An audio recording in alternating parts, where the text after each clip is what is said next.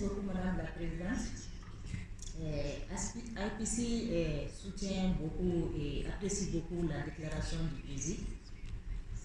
Nous allons faire la déclaration sur le point 17.2 de l'ordre du jour, prise en compte des informations sur les séquences numériques, les ressources génétiques dans les objectifs du traité international.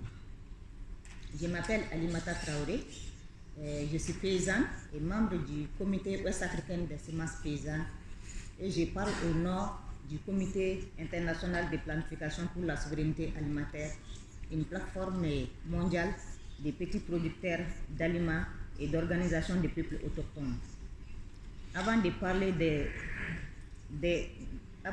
des résolutions proposées, nous voudrions rappeler que, comme l'ont déjà convenu de nombreux États membres des Nations Unies dans d'autres enceintes, donc la plupart font également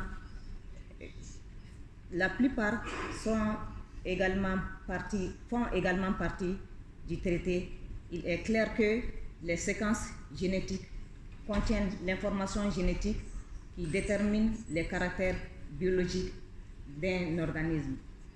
Cela signifie que l'information génétique est contenue dans le matériel biologique.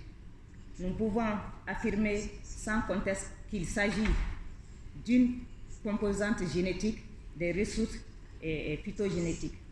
Par conséquent, les DSI, qui n'est qu'une version numérique et numérisée de cette information, est soumise à l'application de l'article 12.3.2 du traité.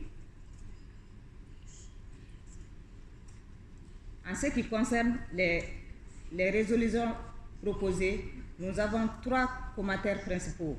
Nous voudrions rappeler l'importance de discuter et de décider des DSI dans le cadre du traité, indépendamment du processus de la CDB. Cela ne représentera pas une duplication du travail, comme indique au paragraphe 6. Mais la différence entre les objectifs et les champs de travail d'application de la CDB et du traité permet d'avoir 2 discussions différentes. Les effets des droits, en effet, les droits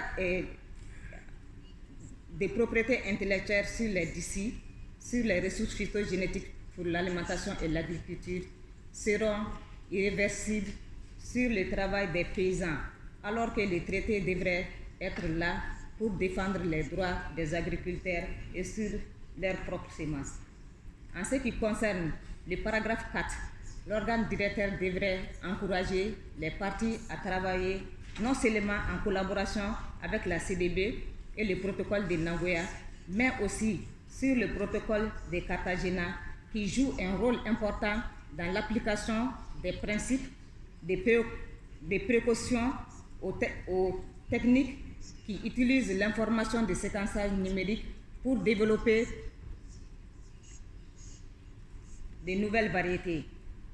Enfin, en ce qui concerne le paragraphe 9, les parties contractantes devraient demander la même résolution que lors du dernier organe directeur. Le secrétariat ne doit pas seulement rendre compte de certaines informations, mais il doit présenter au prochain organe directeur GB11 un rapport approprié pour son évaluation sur 3 champs d'application principaux. 1. Les développements sur les DSI dans tous les forums internationaux pertinents. 2. Les informations sur les besoins en matière de renforcement des capacités. 3. L'examen de l'impact possible des DSI sur les droits des agriculteurs tel que défini dans l'article 9. Cette étude doit également prendre en compte les perspectives des parties contractantes, mais aussi des organisations d'agriculteurs, des ONG et des autres parties intéressées. Nous demandons que cette étude soit incluse dans le programme de travail pluriannuel, comme cela a été demandé dans la résolution du dernier organe directeur. Merci, Madame la Présidente.